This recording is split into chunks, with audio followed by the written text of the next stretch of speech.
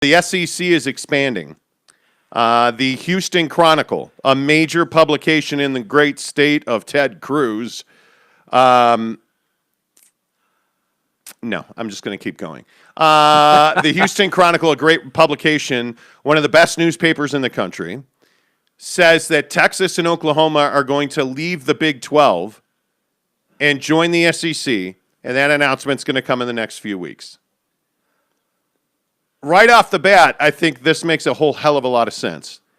With the TV contracts for both of those schools and all major TV contracts ending in 2023, if you made an announcement right now that said, hey, for the 2023 season, Texas and Oklahoma are going to join the SEC, that would make timeline sense to announce that now.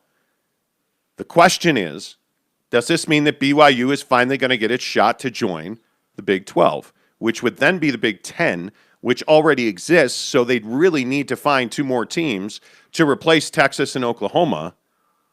And maybe all those years ago when Bronco Mendenhall was back there at the Austin American Statesman begging for respect and essentially begging his way out of the Big 12, maybe Bronco Mendenhall had it right, Jake. Is it time for BYU to join a conference? I think it's it's hard to say, when the right or proper time is. However, I do think if you're BYU, this conversation of joining a P5 conference has been going on for a really long time. We heard rumblings. I mean, I can think back to even 5 years ago of, BYU flirting with the idea of the Pac-12. And, we've now, obviously, we're here in the Big 12 now. And I think for BYU, the tough part is that it's not just as simple as, hey, let's go ahead and join that conference and everything's fine. There's a lot of factors that play into it. And so I think for BYU, does joining P5 conference, up their chances of playing for a national championship, which I think is and should be your goal, no matter who you are in college football? Yeah, I think it probably does. You're going to get more respect because you're in a conference and not independent. And I think at the end of the day, BYU has proven that even as an independent, they can recruit at a pretty high level. And so I think, you join the conference, your recruiting game goes up, everything goes up. The question just really is logistics and the things that BYU that you have to work with. So is it time? I think they're always looking to improve, right? I think they're always looking to take that step closer. But let's make no mistake about it, this would be a major, major change for BYU. Like, I think that this would be, depending on what the terms are that they agree to in terms of when they play and how all that works out, this could be like a institution level change for them. Like, you're talking about potentially playing, having to have conversations about playing on Sunday. And I know that sucks, but I think that's going to be in the thing, but that's just one example. Yeah, and I think the Sunday play thing is so overblown. And I think we've seen throughout, the last decade that BYU has been flexible on a lot of principles. And the church being, at the heart and at the center of everything that BYU is about. I mean, it's foundational. It is what BYU is built on, is the LDS church. I think there are some things that you cannot compromise. I do think there's a compromise on Sunday play. I do not think there's a compromise on the honor code. I do not think there's a compromise on how you I don't know, is the word enforce the honor code? The honor code is something that is somewhat of a spirit. Yeah, it's a piece of paper, it's a document, but the spirit of the honor code is what the honor code is all about. So I am 100% against relaxing the honor code in any way, shape, or form just so that we can get into the Big 12 and play football. That's not what life at BYU is about, with all due respect, because I know that there are a bunch of jarheads over there that are like, oh, well, I mean, it's football. We got to win football games, and, hey, that's what it's about. I'll tithe twice in a week. What do you want from me? It's not about football at BYU. And I think once you get to that point, and once you understand that at BYU, football is not first. It's never going to be, and that's something you should be proud of. That's not something that should be weaponized against BYU. It's something you should be proud of. Once you get to that point, now you can start having real conversations about how to move forward and how to grow the profile of the program. And I think you do that by joining the Big 12, if that's an option to you, which I have to believe it is.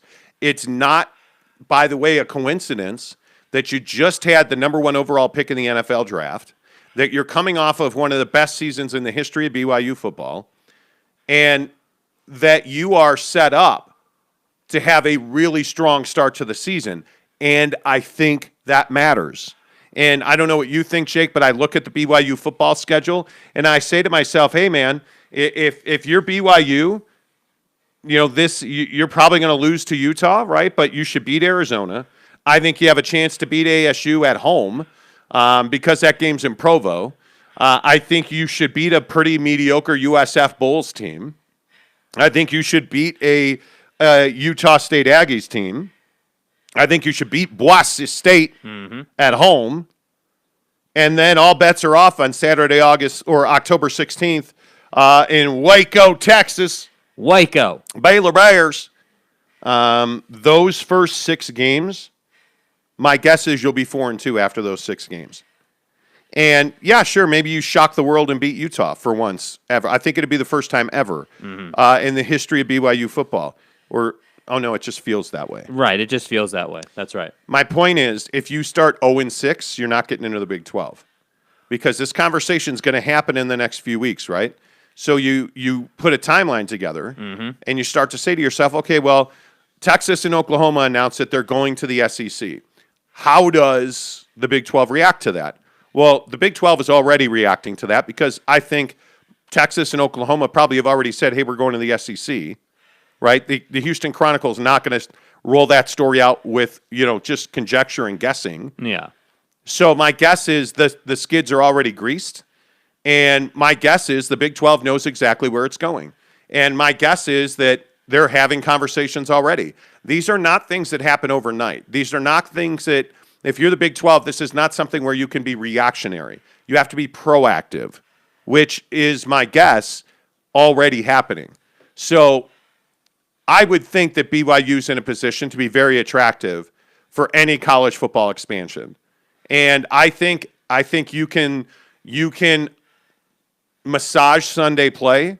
You cannot relax the honor code. Yeah, I completely agree. I think, the honor code is like the fundamental of how you live your day to day. I mean, that's not something that's going to change, but I just think, if you're BYU, I do think you make a great point about the schedule. You can't have this great season last year, have the number 1 overall pick in the NFL draft and then go, 1-10. Like that can't happen, that you need to put out this kind of this idea and this presence about your program that you can consistently be competitive. And I think, that this feels like one of those situations in sports where it's like you just got to do everything that you could possibly do to get the agreement done and make the jump. And then once you make the jump, figure it out after that, and I think for BYU, I think they're a phenomenal program. I'm not one of those people who says that, they're just like a chic little program. Like they have a massive following. I think they're highly attractive from a PR standpoint to any conference.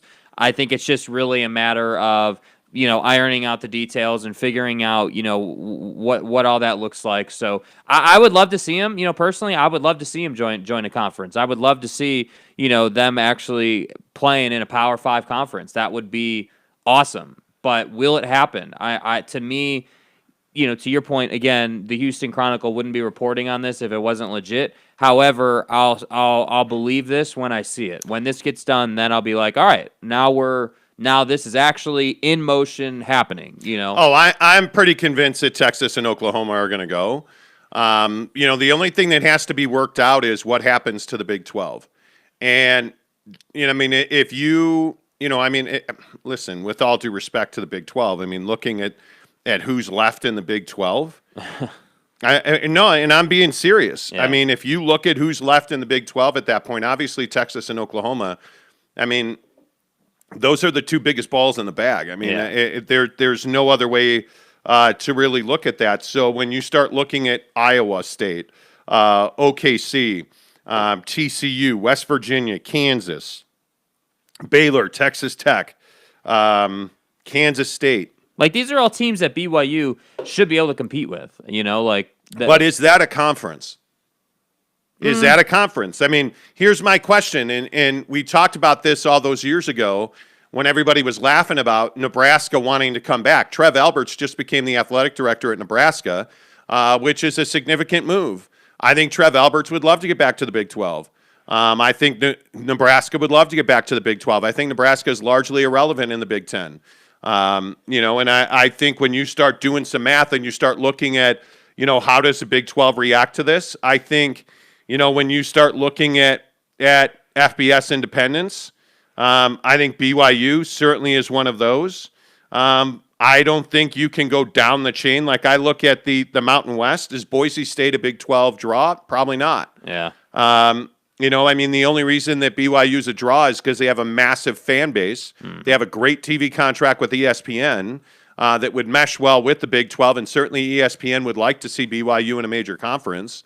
So I don't think that's an issue. But I look at teams like, who in the Pac-12 is looking to get out. Well, I think Colorado's been an awkward fit in the Pac-12 for a while. I think Colorado's a nice fit in the Big 12. But then you got to ask yourself, okay, well, Colorado leaves. Now what are we going to do? Is BYU really a fit in the Pac-12? Not if you ask a Utah fan. But I think, again, and this is where you have to have some, you have to have some conjecture. I think you have to be able to take your fandom out of it on BYU. And I think you have to realize that BYU is an excellent educational facility. Now, or institution, but you look at BYU, BYU's not a research institution. Mm-hmm. I don't think that matters anymore. I really don't. What do you think the biggest things are holding them back? The church, by far. So you think it's just that's it? Like, end of story. Nobody else has an issue with anything else? You know what? I think that when you look back to 2015, when Taysom jumps over, the Texas Longhorns, and I think if Bronco Mendenhall had not done that interview with the Austin American-Statesman and had not begged his way into the Big 12, I think there's a chance that BYU would have been there. Yeah. But BYU, and I know that a lot of BYU fans are not going to like this, but BYU has an arrogance issue.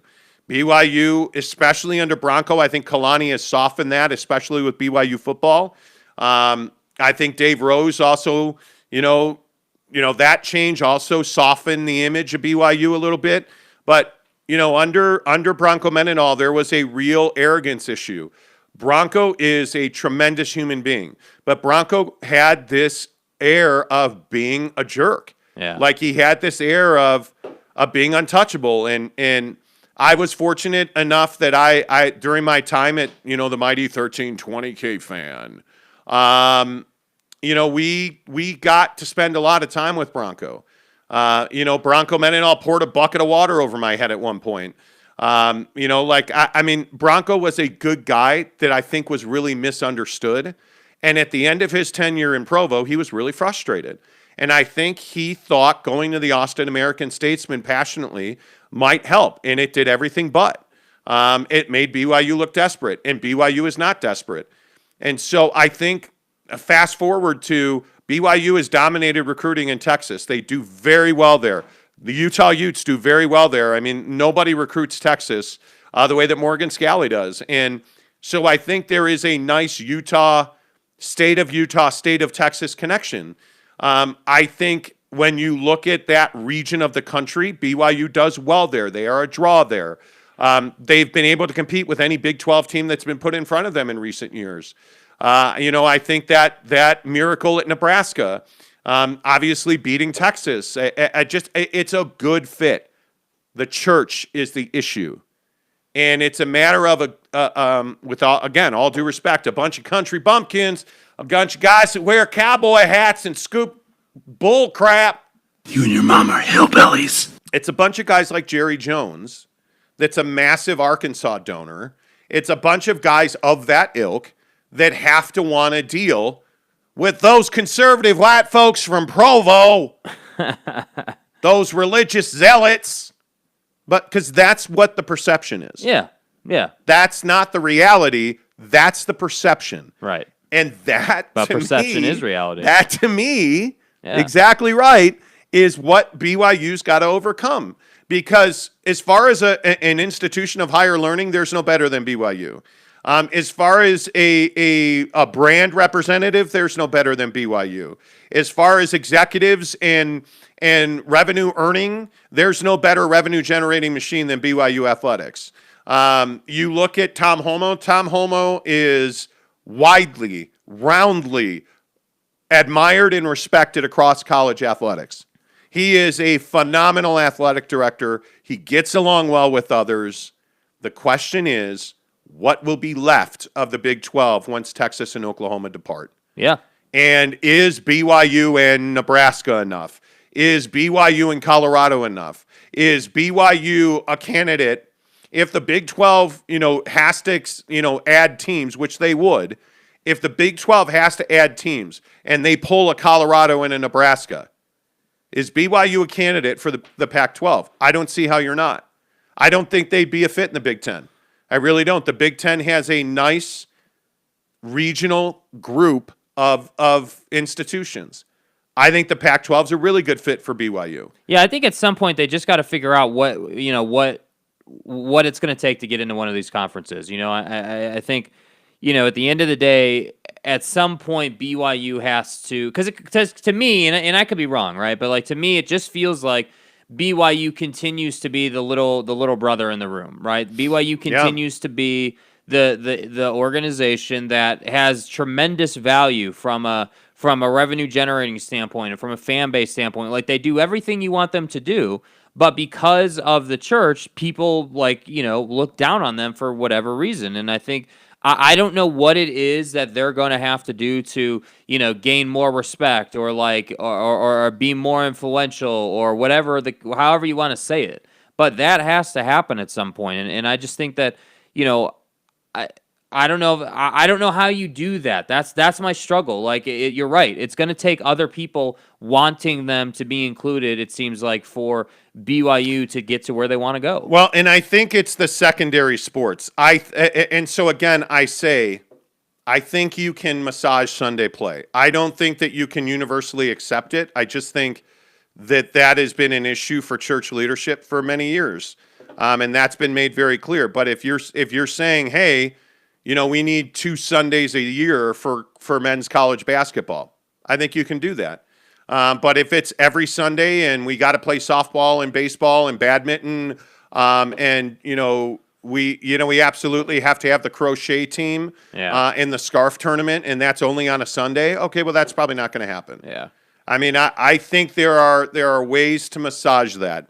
Things like the NCAA tournament have showed us that there is room to move on that. But at some point, BYU's got to get out of the WCC.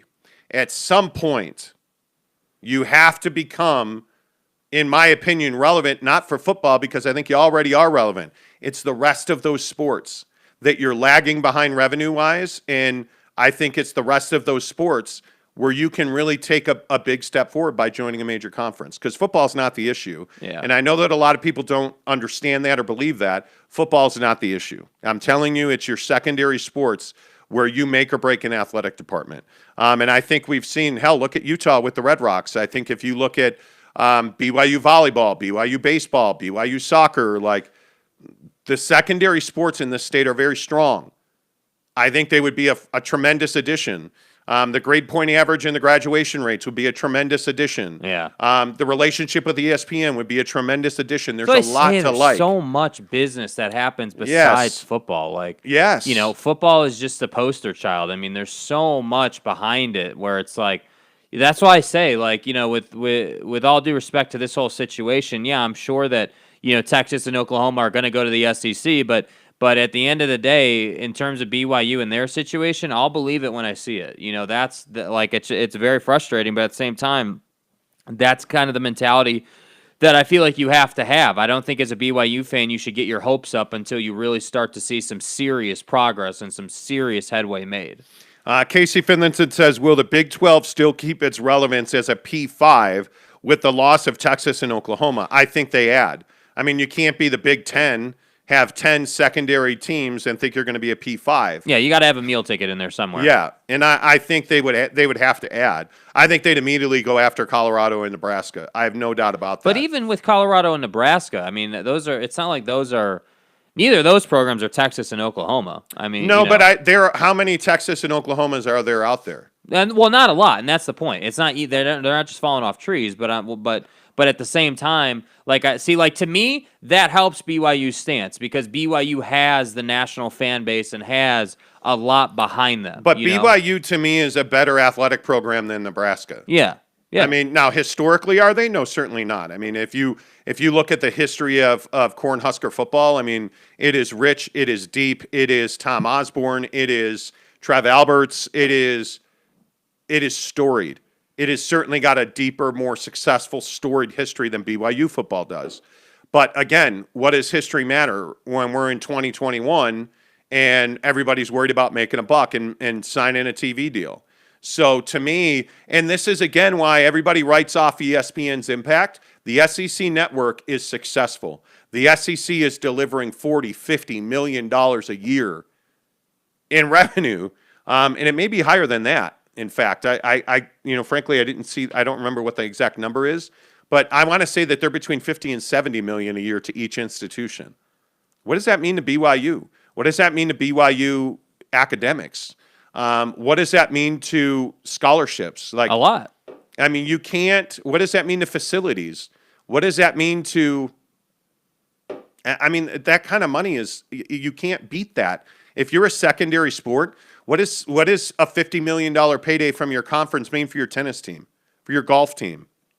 What does it mean for your rowing team and your swimming team and your diving team? And we've seen BYU's been pretty aggressive with renovating the facility. I mean, it was a whole shebang this offseason, with them doing the locker room and doing a lot of different things for the football program. So once again, and Marriott Center, and they've done a lot. Yeah. I mean, they've done a lot. And the point I'm just getting at is that once again, my point is football is the poster child. So you'll see what happens in terms of football, like with the locker room and with scheduling and all this. Notice we're not talking about scheduling for BYU badminton. You know what I mean? But the thing is that BYU badminton and BYU, all these different sports, right, that are on the back burner, they play a role in these conversations. So it's not just football. It's not just, is BYU football willing to play on Sundays? Like, that's not what it is. It's the entire package that BYU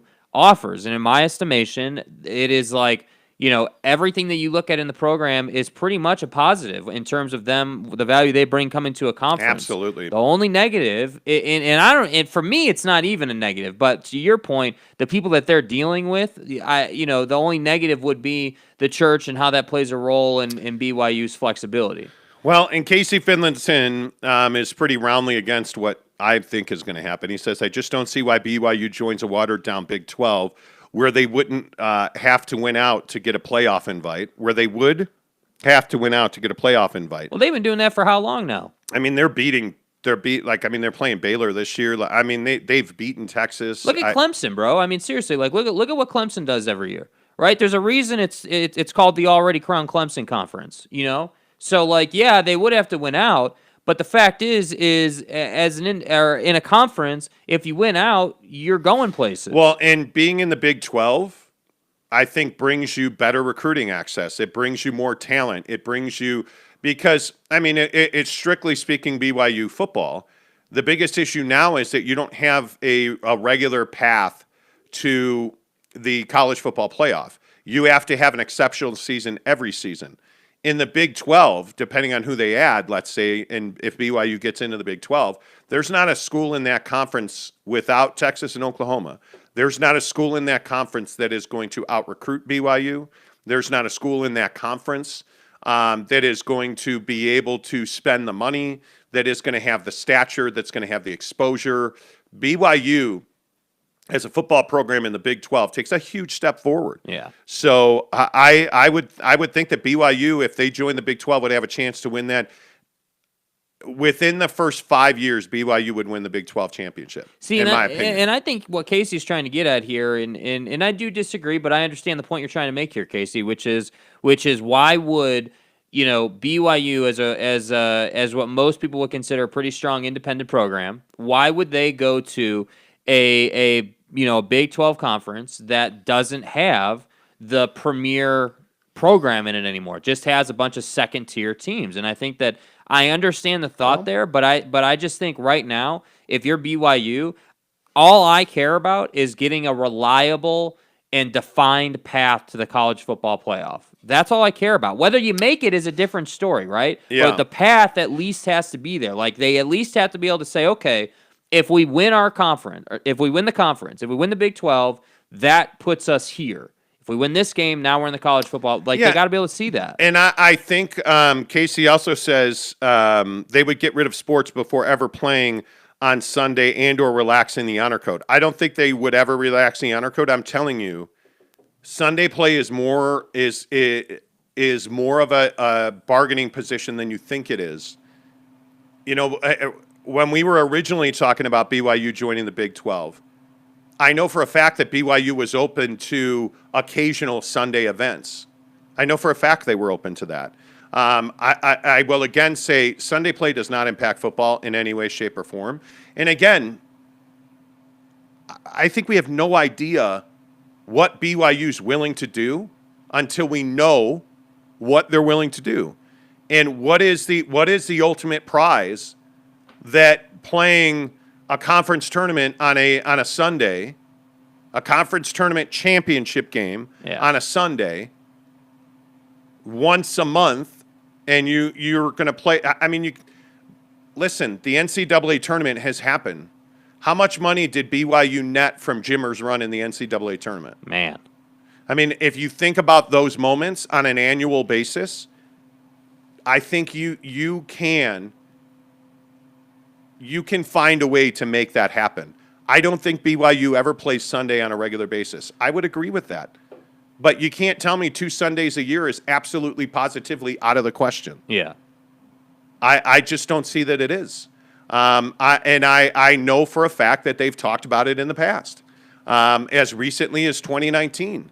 So I don't think, and I don't know it to be true. I mean, I'm not a member of the LDS Church, So, and I think that matters. I think that BYU would occasionally play on Sunday. I do. I again say that joining a conference is not about your football program. So Sunday play is a very big topic. I feel like that's such a foreign concept to people too. They don't understand that, it's not. It really does. The only impact it has on your football program is just, again, a path to college football playoff. But this whole Sunday play thing has nothing to do with football. We're not talking about Kalani and the boys suiting up on Sunday. That's not what it is. It's all of those second-tier sports and all the scheduling effort and all of that. So at the end of the day, where I would leave this is just that, in my opinion, I think it is a better position for BYU to be in a P5 rather than being independent. Because at the end of the day, last year, if you were a P5 and you did what you did last year, you would have seriously been in the college football playoff conversation. But it just, to me, is a shame that you weren't independent, you were not in those conversations, and look still what they got done. I mean, you're talking about the #1 overall pick, dude. That is a massive accomplishment for BYU football. Well, and look at Fred Warner, just signed the largest linebacker contract in the NFL. I mean, BYU football is successful. There's no question about that. Let's see. Cody Strickland says, I'm working on the side of the highway, working on a tractor in Salt Lake City, and I still can't miss the show. Well, we appreciate you being here. That's commitment, bro. Yeah, Cody says, I'm a Utes fan. Miss high school days when those two teams would go at it and be a huge rivalry. Yeah. God before football. Absolutely God before football. I mean, it's one of those things that, you have to have. But he says football on Sunday is not going to happen. Well, the good news is BYU will never be required to play on a Sunday. Yeah. BYU football would never be required to play on a Sunday, nor should they. Casey says, as an employee at BYU who has tried to get contractors access to work in buildings that are only empty on Sundays, I've seen that they will not compromise even one Sunday. Right, but do you understand that a contractor working in a BYU facility on a Sunday is absolutely not going to happen. Ever. Your basketball team playing one Sunday a year, 2 Sundays a year is going to happen. They're completely different things. I mean, and for those of you listening to this show and don't understand it, in the LDS church, Sunday is a sacred day. It is about family. It is about church. It is about your faith. It is not about working or making others work. And it is really a foundational piece of the faith. Yeah. And I think that BYU has shown that occasionally they will allow Sunday play. I mean, history says that. Ryan Buckley says, sorry, BYU hasn't done anything to join a P5 conference. No, I mean Brigham Young University. When I say BYU, I mean Brigham Young University. See, and this is the other side of it, and I don't think we really need to go down this rabbit hole. We don't. But I just think there's always going to be the, hey, BYU doesn't do anything guy. Like, that's always going to happen. Giggity says, good morning, fellas. If the money makes sense, BYU will allow Sunday play. I think if the money makes sense, they will allow occasional Sunday play. You're never going to see a BYU athletic program, a BYU team play every Sunday during season. That's just not going to happen. Yeah. Nor should it. I agree with the premise that it should not happen. Cody Strickland says, no, Monty, BYU will not play it ever. BYU is God first, and God has made it clear that Sunday is a day of rest, as he did. I don't disagree with that. I think, so here's what I'll say. The folks who either work at BYU or grew up in the LDS church or any of, are in those kind of situations, they will never come around to the idea that BYU would be even somewhat flexible on Sunday play. But what I'm telling you is in all reality, BYU would consider a couple Sundays a year if it meant that they could get into a P5 and they could realize all the revenue generating opportunities that comes with and that. I think being in a P5 also helps you with church initiatives. I think BYU being in a P5, there's trade-offs. Yeah, BYU being in a P5 expands the brand of the LDS church. I think it expands the reach of the LDS church. I think being in a P5 puts you into huge football games. And we have seen that BYU does very well in Arizona. BYU does very well in Las Vegas. It really BYU does very well anywhere they go. And it's because of, the outreach that is fundamental, that is in the fabric of the LDS church. It's why you have, young men and women that go out and serve the community. You have people of all ages out in the world, talking about the church and talking about the gospel. And that's a huge part of the growth. And being in a Power 5 conference, and I think here's the nuts and bolts of it. There's few better business operations in the world than the LDS church. There's few. Just real estate dealings on their own. I mean, do you think it's easy to get the land that temples are built on? I mean, just calculate the land under every temple around the world. And there's nobody with that kind of net worth. The LDS church is a revenue generating operation. And now I'm not saying that that's the only reason they're in business, because certainly it's not.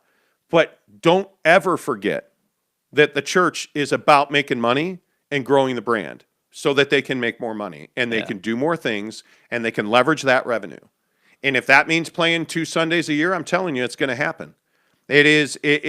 If you think that Bronco Mendenhall was out begging for the Big 12 and the Austin American-Statesman without permission, you're crazy. You're crazy. I think the way he did it probably pissed some people off. Well, factually, I know it did at BYU. But if you think that he wasn't on a mission to get BYU into the Big 12, you're crazy. Yeah. You are absolutely crazy. The news that's breaking with a Woj bomb. Mikey Williams signs with XLSM for an endorsement deal where he is going to generate millions of dollars a year. Woj saying, has a quote from Matt Davis, the executive vice president of XLSM, Mikey's relevance around his peers in basketball community is off the charts. He will generate millions of dollars a year. Yep.